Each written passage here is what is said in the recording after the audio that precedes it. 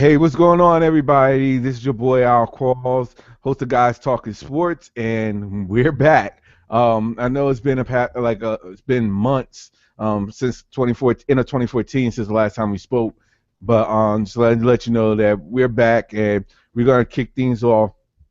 Sorry about January. A lot of things that came up where it just wasn't feasible for us to get it going, well, especially for me. But I'm here now. I got my boy Earl here with me.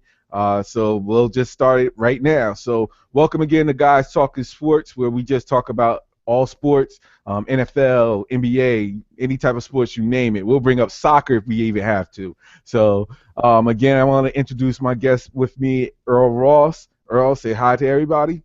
Hey, what's up, big time? How's everybody doing? All right, I'm doing good, man. Just ready to get this year started. We'll just go right into it. I know it's been a long time in the running, so we'll just get right into it. Uh, I guess we could talk about the end of Super Bowl and the whole NFL as a whole. Any thoughts about it? And how did you think about with the Patriots winning against the Seahawks? I know everybody's talking about the last play. But let me get your take on the Super Bowl itself before we get into Roger Goodell and the NFL. Well, it was a great Super Bowl. I mean, much better than last year's Super Bowl when the Seahawks pretty much blew out the Broncos, and I think the game was over pretty much by halftime last year. But this game was definitely good. Seahawks were up by 10 going into the fourth quarter, and I'm not a Tom Brady fan to say the least, but I have to credit that man. He really lit them up that fourth quarter. Brought them back from 10 points behind and gave them the lead going in. And it was just unfortunate, for the Seahawks. I mean, got all the way down there, an amazing catch by the wide receiver, catching the ball on his back. Did another amazing run by Beast Mode, getting him all the way down to the 1 yard line.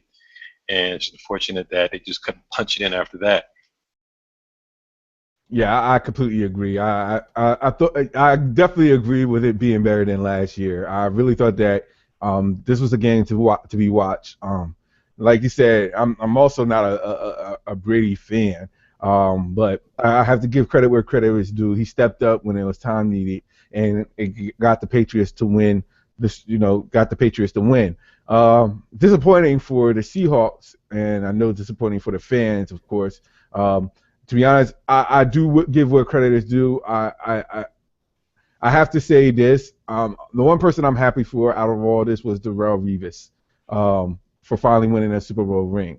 For the position that he was in with the Jets and then going down to Tampa Bay, then coming back up to the Patriots.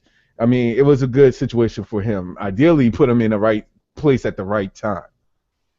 No, it did, and he bounced all around. He had his issues with New York Jets and Woody Johnson, and went to Tampa, which I thought was he just went there for the money. But when he came to the Patriots, him and the other cornerback, right place, right time, and I think that was one of definitely the keys of getting them over that hump into the Super Bowl and eventually winning, because the cornerback position was something that was definitely lacking for the Patriots over the last couple of years, and I think that was really helped them solidify that actual win. Yes, and it's interesting that he's a free agent this year, so we'll see what happens with him, and see how much of a interest is there for him now. So I think there'll be some buzz out there. I mean, I don't know. I mean, the Patriots going to have first crack at signing him, so as long as they don't really lowball him, or if they're going to, adjust the contract like what they normally do, at least make it, seem like we want you, we need you, but we want to adjust it so we can kind of, maybe, load on the back end, bring in some more people, but hopefully he stays with New England, because where's he going to go? Back to the yeah, Jets? yeah, I completely agree with that. Well, it's interesting because he can also go to the Bills now that Rex Ryan is the head coach there. So he could definitely stay. He have his options. I mean, to be honest with you, he could choose from those three teams out of the AFC East. Whoever he chooses, regardless, is going to be it's going to be interesting to see for what he does. But getting back to from the Seattle Seahawks perspective, I mean, everybody's criticizing about the play that really did them in, solidified them to lose the game. But to be honest, you really have to credit that whole fourth quarter on a defense, because there was just no way they could for them to be so adamant as being that the best defensive team. They really couldn't do anything to stop the fourth quarter of Tom Brady. No, I mean the one thing that they were getting on the first three quarters, which they lightened up on, was definitely the heat they were putting on Tom Brady. And see anything from the last two Giants wins, you put some heat on Brady and hit him up a couple of times, throws them all off, and he's not that good. And once the fourth quarter, the Heat let down. The front four weren't getting that much pressure, which I was very concerned doing in the Super Bowl. I knew the secondary was going to be lights out, but if you can't get any pressure on Tom Brady, he's just going to pick you apart with the short little dink dunk passes. Yes, I completely agree with that. Now, overall, with the NFL, they definitely have a major damage control to clean up because this year has been a year of a disaster for the NFL and Roger Goodell as a whole.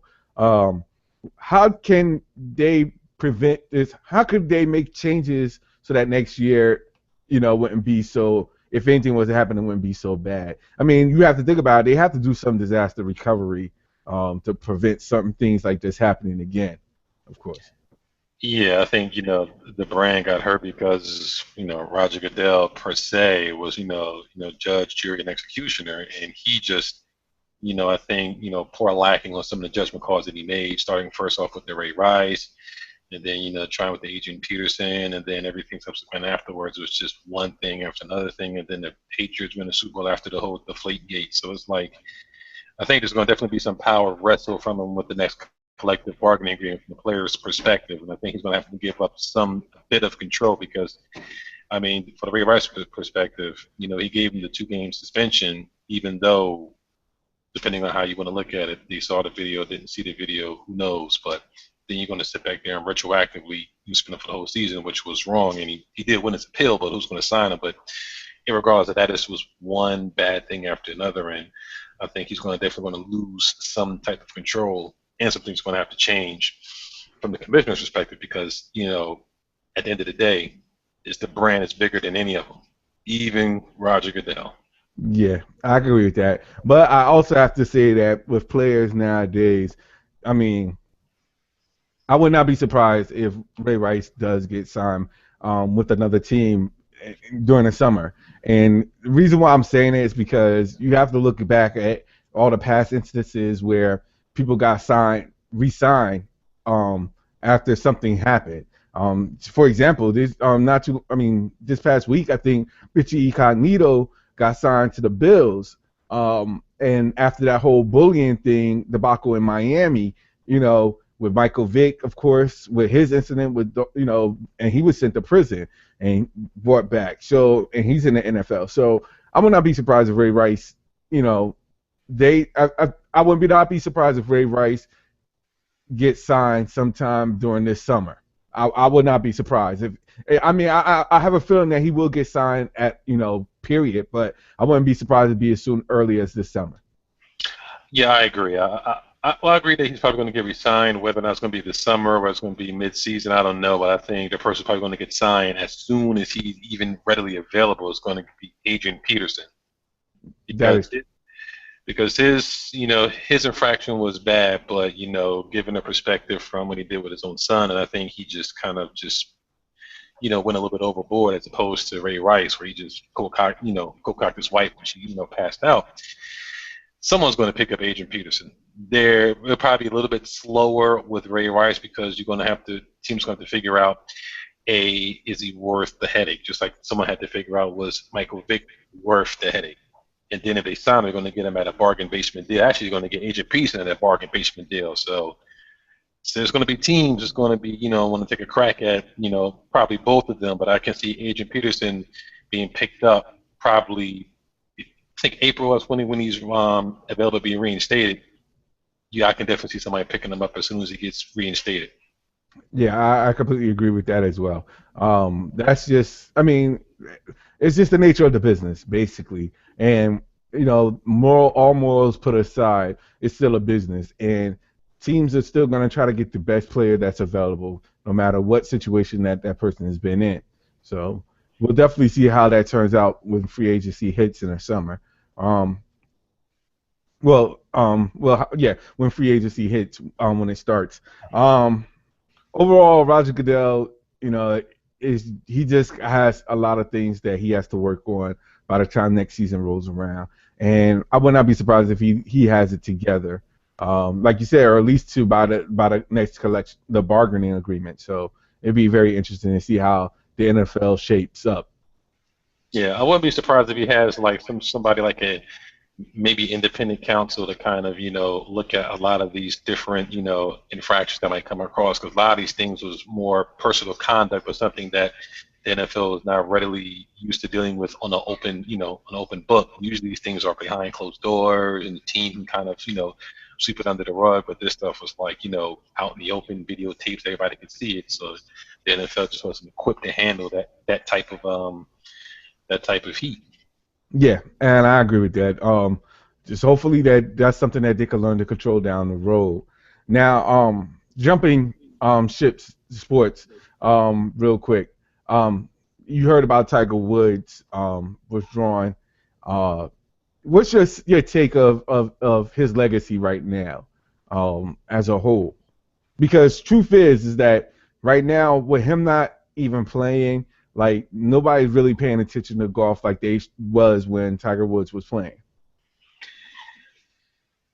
Well, his legacy, I think, is he was still the best thing going in the top, the top player for a lot of years. And I mean, he still has more majors than anybody, on the tourney combined. So I think his legacy is still intact, but he's going to have to. I think he may, if he gets his body right and everything, he may be able to line for one major. But I mean, I think his body's just breaking down in front of us, and he's basically sent out that tweet earlier today. I mean, the email earlier today saying that he's, not going to play for a while because he's just not in a competitive, shape. And I've seen the last tournaments that he was in, and he just looked like a shell of himself. I don't know whether or not he's not focused or anything, but it's not sure whether to take him truthful for his word for what he said. Because if he's going to shut it down, get his body right, get his game right, and spend time with his family, then it seems like he's not really that focused on golf right now. Well, in other words, it could be just a cover just because he knows he just sucks and he's been sucking horribly. No, I completely agree. That focus, to be honest, that focus hasn't been there in a long time. Like his that desire, that fire, that passion, is not there. That intimidation factor is not there at all. Like, and I think that's what makes it so difficult to see how where he's at right now. Like, it's like he's trying so hard to try to accomplish to even he's trying so hard right now to even stay in the first in the qualifying rounds. So when you get to that point, I don't know what else you can do, and it's a shame. But the main people that's losing here is the fans because when you think about it, a lot of people don't watch golf anymore like they used to watch golf. Like the ratings used to be through the roof whenever he plays, and you, I mean, I'm hearing about it like it's just half of what it used to be as far as the fan base is concerned because of Tiger Woods. I mean, not because he was just a black man out there, kicking everyone's ass on the course, but I mean, he was just that gifted. I mean, he had the long game, he had the short game, the chip game. I mean, his short game was, I mean, when everything else failed, his short game was phenomenal. I mean, he can hit shots wherever, and he just hit the most craziest of shots and get it everywhere. I mean, but since he's well, let's face it, since he had an accident years ago, and then everything came out about it, all the infidelities with his wife, he just really hasn't been the same. I think he tried to push himself to play to kind of get away from there, but he has not really been the same. And you had a couple of people that kind of step up. You have some young guns. You have Rory, you have Ricky Fowler, and a couple other guys that have kind of been stepping up, in the tournaments that have done pretty well. But there's no one that really captures that magic. I mean, Rory for a second was, then he started falling off. Yeah. Ricky was coming in, then he kind of fell off. Phil Mickelson is, he's middle of the pack sometimes. But even though, Tiger Woods has been out the mix and he hasn't won a major in about, well, I'm going to say 6 years, 8 years? No, 6 years. There still has been nobody since that time to pretty much step up and claim the throne. And the seat is there for the taking. And that's what makes it so interesting. I mean, to be honest, it makes it more interesting because before it was like, let's see who can dethrone Tiger. But now that Tiger's not in the mix, it's like everybody, it's a wide open free fall, and no one is actually doing what is necessary to take that stake and just say, you know what, I'm going to try to win every major with the, and nobody's actually doing that where they're winning two or three majors in a row. It's like you said, Roy was close to getting that, and you saw that built there when Roy was doing that. But after that, it's just been a drop off. Yeah, it's like, I used to watch golf, on a lot of Sundays. He wear the red shirt, come out there, he would have like a 2 or 3 shot lead, and he just look at the field, and it was like who's going to be second. Hmm. Now it's just like, no one wants to take it. It's like you take it, or you take it, or you take it. It's like, I watched the last tournament this past weekend. It was like, there was a three-way tie going into the final round. It was like nobody really wanted to win it. Yeah, yeah. It's like everybody was playing to lose or to come in Yeah. second. Yeah. So, but it's just interesting to see where he was and where he is right now, and just wishing the best for him for a speedy recovery. Not just for the sake of golf, but just for his mindset. I'm pretty sure he needs to have that mentality back to get to. I mean, to at least find some happiness when it's all said and done. Yeah, I mean, he's got to, before you can get the love, the game, you got to get your house right. You got to get your mind right because, golf is a mental, as much as it's a physical game, is mental. And if your house and your outside stuff isn't in order, it's going to affect your game. And I think it's been affecting his game for the most part the last couple of years. But if you can eventually come back and at least win another major, that would probably be one of the greatest stories of ever for a guy that was on the top, had the quickest, the longest, and hardest tumble to Mm. rock bottom, and then comes back and wins another major or two. Yeah, yeah. I mean, to be honest, the way he's playing right now, I can't even see him winning one, or leading at this point. It has to build. I think that's really what's key. It has to build, and he hasn't shown any type of stability where he's going to take a lead or going to at least win. Win a series. So it's something that I would rather him progress slowly, and hopefully he takes his time to get it back to where he was in the past. Yeah, and I think for golfers' perspective, I think I think this is the time where they need to, I guess, figure out who's going to be that next draw in the game. And the person I think is going to be somebody that's not even relevant as of yet right now. I mean, the best thing would be for Tiger to, at least for the golf's perspective, to come back, win one, and then gracefully bow out and have somebody else come up and just kind of take that mantle. Right now, I don't think it's any of the guys out there on the tour. I think it's going to be somebody that's not on the tour just yet.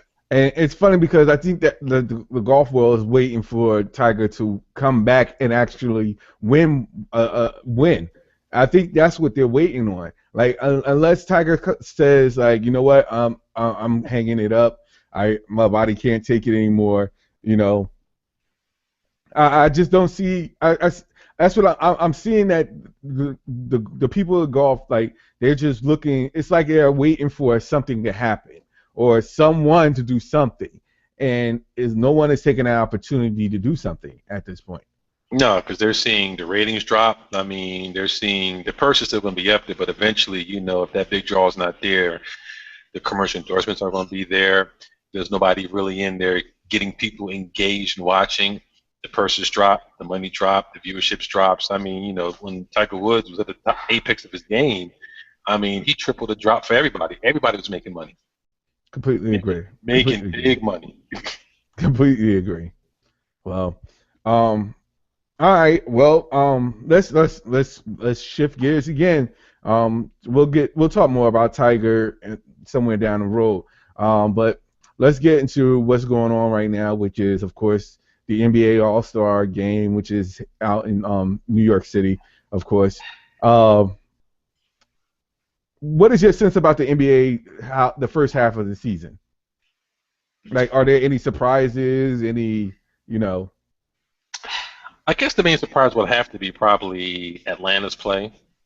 I mean, right now, I think that there's no one quote unquote star. I think you got five guys that are playing phenomenal. I question how they're going to be going into the postseason because I think Atlanta Hawks definitely need home court advantage at least up until the Eastern Conference Finals. But the Hawks have been good. The Warriors have definitely been on fire. OKC has definitely been a disappointment, but you had injuries with Durant coming into the season. Then you had Westbrook had injuries. The Clippers have been an abysmal disappointment.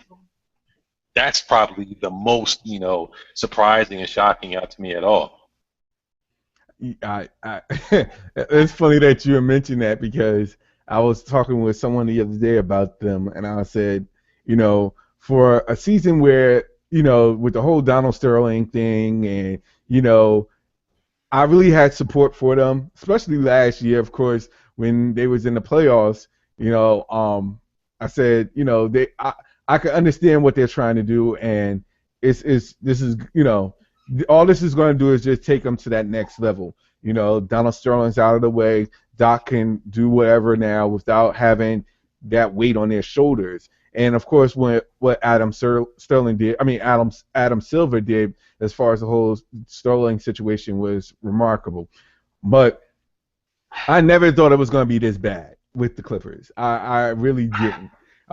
They're lacking a lot of things right now, and I come to find out, just found out that they're the most they're the team with the most technical fouls.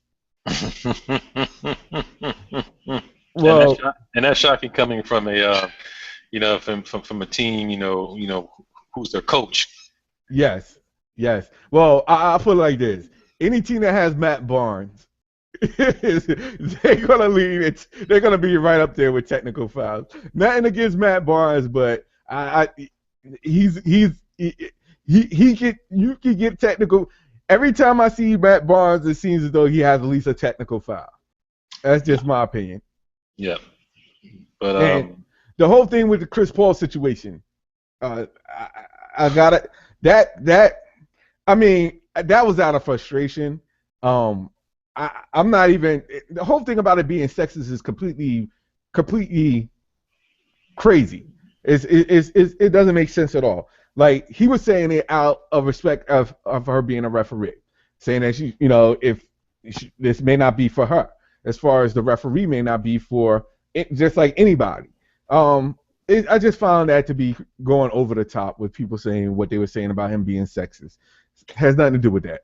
And yeah, and I watched that game and I saw a couple of them technical fouls. I was even looking like, where's the technical foul at? I mean, I was even surprised, and I think even Chris Paul was surprised. I mean, I don't think it was sexist, like you said. I think it was out of frustration. He just said that, you know, it just might not be, for her. But I mean, if it was a guy, he probably might have said the same thing. And when everyone knows when there's a rookie out there, so you're going to get some people that's going to probably, maybe cut us some slack, but you're going to get majority guy people out there that's going to try to, test them. And you got to kind of, show I'm not no pushover. However, some of the technical fouls, I mean, it's like almost like with Dennis Rodman out there on the court, and he just looked at the refs wrong and he got a tick. And I thought that was ridiculous. no, I completely agree with that. I was saying the same thing, and I tweeted. I was like, I'm still trying to see what like, when one of the techs happened. I was like, I'm still trying to figure out what tech happened. Does anybody got video footage of this? Like, I want to see it. Like, I didn't even see no instant replay of when they got the tech. Like, the Chris Paul, I saw it because it showed, but the other technicals I saw, it was just like, I don't see it. Where are you where's the proof? I don't see no videos of them actually being a technical foul. So I think it's they're on a downhill, and losing Blake Griffin, of course, that just solidifies them. And I really had them turning, righting the ship, so to speak, to make it to the playoffs. But without Blake Griffin, I just don't see. I don't see how they can do it. And it's not just Blake Griffin. It's their the front court alone, losing Blake Griffin alone, but DeAndre Jordan can't carry that front court by himself. And he's balling right about now. Yeah, he's trying. Don't get me wrong. Been 20 points, 20 rebounds over the past couple of games, but he cannot carry that load by himself. And they definitely need some type of bring in somebody. They need to bring in somebody and somebody for their guard play, not Chris Paul's or the point guard, but like small forward or a shooting guard. Other than Jamal Crawford, they need somebody else. And with JJ Redick out, I know he was injured. They need someone else to Yeah. bring up the scoring. And what's Jamal Crawford doing, man? This is not an and one tournament, man. I mean, what do you think? You skipped my lube out there? Give me a break, man.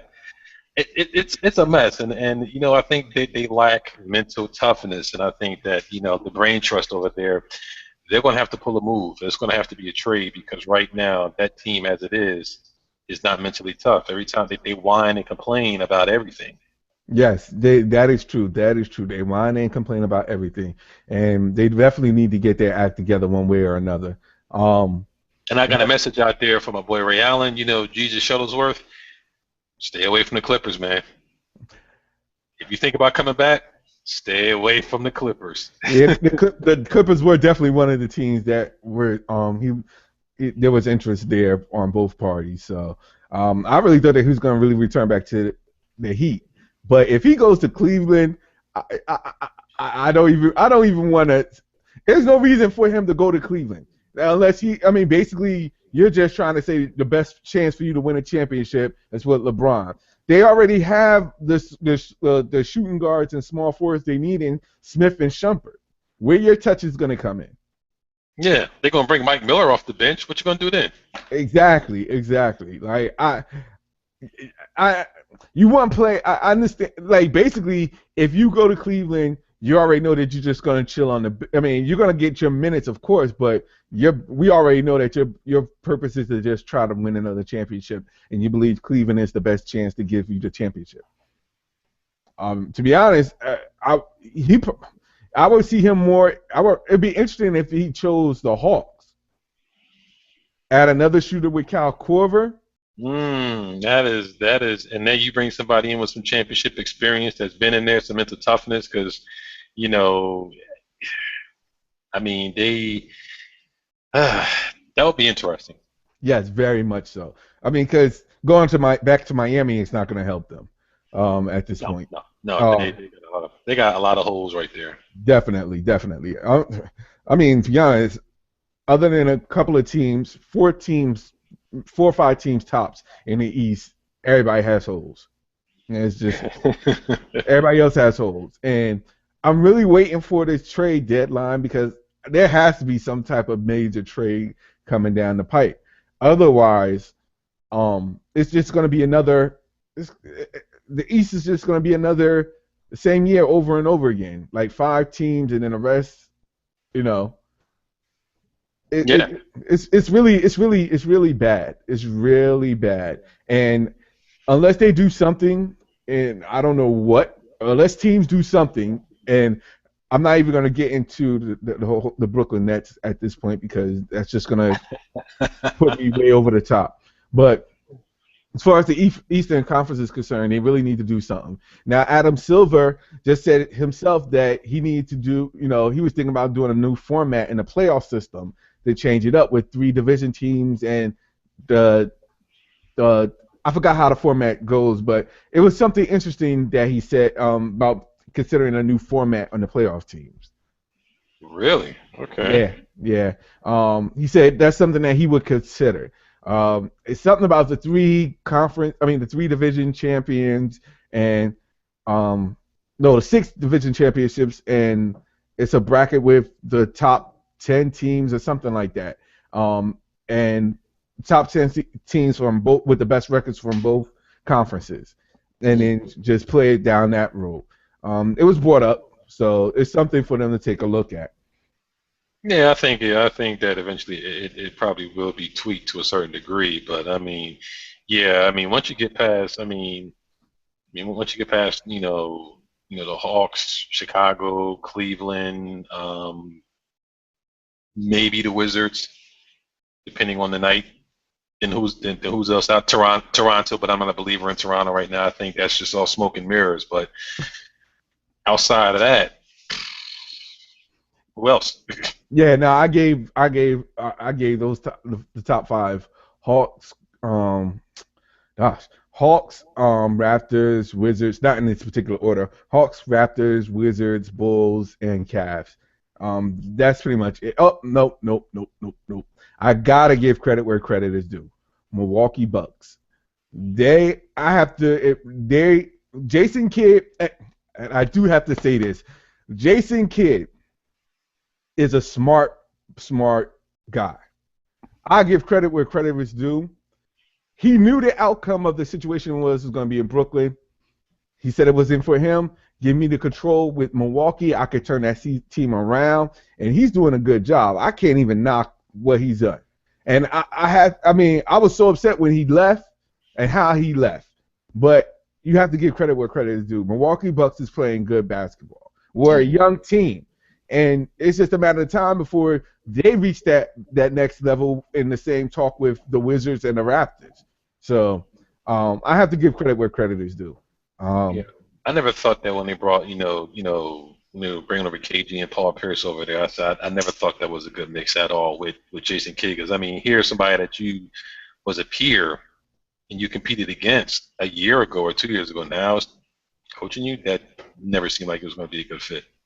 nah, I definitely agree with that. I'm not gonna go into the Nets because I'm not gonna get into that. But the point I'm making is that the NBA has they I have to give Adam Silver credit because he's willing to make changes if it's necessary to benefit the NBA. And that's something that I have to agree upon. Now, as far as the All Star game is concerned, um, I'm good. I mean, with the injuries, happening to a lot of the All Stars, it's good to see people that are rewarded to be in the actual All Star game. I really thought Damian Leonard should have been in there. I definitely thought that DeMarcus Cousins should have been in there. There should have been no reason why DeMarcus Cousins shouldn't have been voted as an All Star and not as a replacement. Um, I give credit where credit is due. Um, I got hit up with tweets when they announced that Carl Corver was replacing Dwayne Wade, and I thought it was a good choice, but I got lit up with response saying that he only averages 12 points per game. How could you have him up there?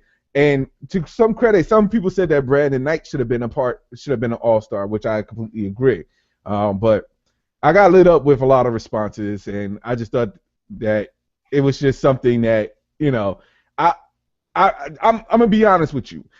Any star player that's on a team with a losing record, my opinion, don't deserve to be on an All Star. Yeah, and I think even Adam Silver may have to at least look at that All Star game in the perspective, as even the NFL has been doing some tweaks with the Pro Bowl. I mean, even though somebody behind you, even though the Pro Bowl is not even though the Pro Bowl is terrible, and I think they should go to like a flag football and call it a day. But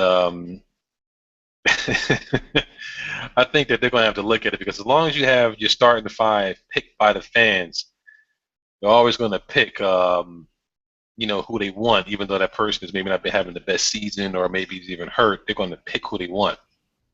Yeah, no, I agree with. I agree with that. It's just that me personally, like it's so crazy when All Star voting comes around and you see people that has a low, like someone that has a record of 9. No disrespect to Carmelo Anthony, I understand, but the Knicks is 10-23. They're like the worst team in the NBA, but yet he still gets voted in as part of the All Star. Like there's well-deserved players that are putting up better, I mean, not better numbers, but numbers where their team is actually winning. Like, I found that to be highly crazy. That's just my opinion about it. So I think they should actually now the model that the NFL is doing, where the fans pick a group of players and then the two coaches pick for them teams. I think the NFL that still needs to be tweaked because no one's really going out full guns, during the Pro Bowl.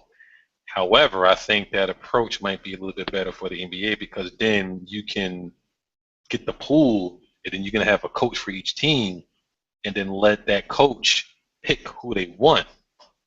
Now you have a group of people who should be all stars, and then they get to pick who should be in there. And I think you might get a little bit better results because if you know Kobe Bryant is in the mix, but Kobe Bryant is hurt, Melo is hurt, Hmm. Wade is hurt, they're not going to get picked. They might be in that pool of talent, but they're not going to pick them because you're going to pick who's going to actually be able to physically play.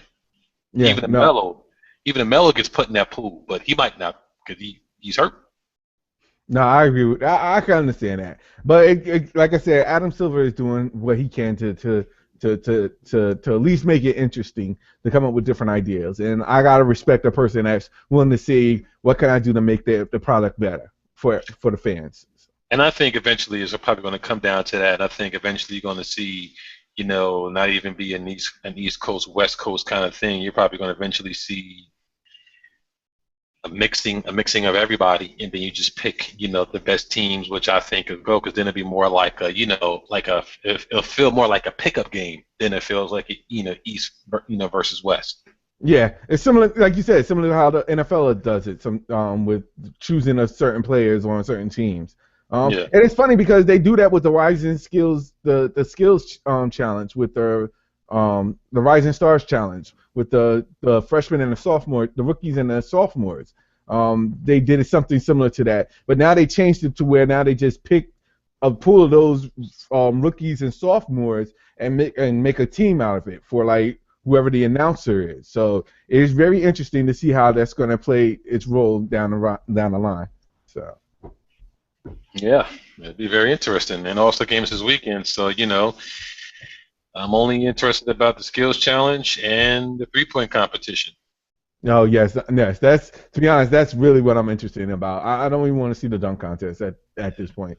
As Yeah. much as it's not appealing to me. They could change the format. It's not going to like somebody said it basically put it in a perspective. You've seen just about every dunk a person can do. I mean, what else is there left? Like seriously, like you whatever a dunker can do certain dunks. Like you can't. It's not going to be nothing create. The creativity is not there anymore because it's everyone's done it. Yeah, so I mean, either I mean, in my opinion, I think you should just probably just scrap it. Yeah, yeah. As, or or or I don't think the NBA players like I've seen like the D League slam dunk competition or college slam dunk competitions. They're a lot more energetic than the NBA, and it's just unfortunate. I would take some of the D leaguers and bring them up and have them compete in the dunk contest. Oh Like man. that would be very interesting to see because like some of the dunks that last year the D League one of the D League dunk champion he blew the like his dunks blew the roof out of all the competitors in the NBA slam dunk competition Hmm. like completely. So it'd be interesting to see what changes they do down the road with the NBA. I'm just looking forward to see how the second half plays out. So Yeah, I think the second half of the season is, as usual, is going to start tightening up. Probably going to see, usual suspects start, putting a little bit of distance between them and everybody else. Because I always say the first half of the season, everybody just sort of jockeying for position. Then the second half after All-Star break is when people actually start playing seriously and start, you see the separation really between the teams that are really got a legitimate shot and the teams that are just going to be like seventh and eighth seed and just going to get knocked out really quick. yeah, especially in the East. Yeah, Especially in the East. definitely. All right. Well, I know we said we was going to be long, but you know how we get when we talk sports. So, again, I'd like to thank my man, my road dog, Earl Ross, for coming up and talking with me about sports today, and I really appreciate it. Yeah, and I gotta thank you, man. I gotta think a shout out to AJ who kind of slipped in and slipped out of the picture in the background. Yeah, yeah, my son is still up. I gotta put him to bed because I think he's waiting for me. So, I'd like to thank everybody for checking out, guys. Talking sports. Again, you can catch us on a regular time. May change it up, but to be honest, on a regular Wednesday nights, around 9 o'clock, same time. I'd like to thank all those that checked us out. You can catch me on Twitter. I am Al Quarles, of course. I talk nothing but sports. Sometimes NBA majority, mostly Nets because I am a Brooklyn Nets fan. Earl, is there any place they could catch you out on? My Twitter at jross. That's my Twitter feed, and Facebook, and you can find me on Instagram. Smooth 201 out there. So you can find me out there. I'm there. All right. Well, again, I'd like to thank everybody for checking us out. Again, this is Guys Talking Sports.